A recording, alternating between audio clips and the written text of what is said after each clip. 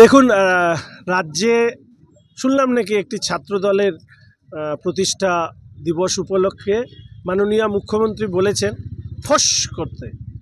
তো ওনার বার্তা পাওয়ার সাথে সাথে ওনার সুযোগ্য ছাত্ররা এইখানে সেই ফোস করেছেন।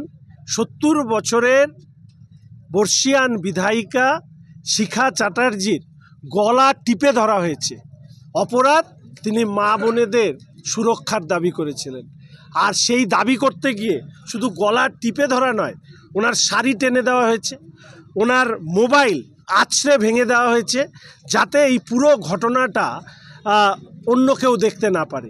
এবং এই পুরো ঘটনাটা হয়েছে তৃণমূল কংগ্রেসের ঝান্ডা নিয়ে কতিপয় এই স্থানীয় তৃণমূল কংগ্রেসের নেতাদের নির্দেশে এবং তাদের সংগঠিত করে।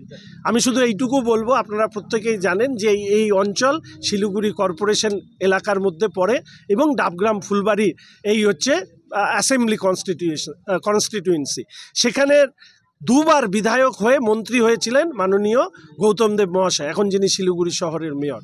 আশা করি তিনি পুরস্কৃত হবেন, কারণ তার অঞ্চলের সুযোগ্য তৃণমূলীরা যে একজন ৭০ বছরের বিধায়িকার গলা টিপে ধরতে পারে, তার মোবাইল ভেঙে দিতে পারে। এই বিধায়িকা কিন্তু সুরক্ষা কবজে নিয়ে ঘোরে না, ওনার মতন কনভয় নিয়ে ঘোরে না, ওনার সাথে পুলিশ সিকিউরিটি থেকে শুরু করে কোনো সিকিউরিটি থাকে না। উনিও আমার মতনই স্কুটির মধ্যে এপাশ থেকে ওপাশ যান। তো ওনারা কি চান? অপরাধ জগৎকে এই রাজ্যে প্রতিষ্ঠা করতে।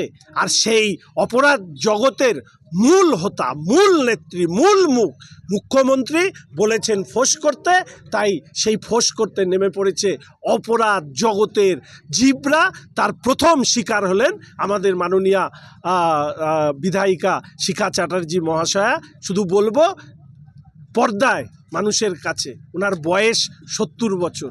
আরজি করের ঘটনার থেকেও এই নির্লজ্জ তৃণমূল আজও কোনো শিক্ষা নেয়নি যে মেয়েদের সাথে কিভাবে ব্যবহার করতে হয়।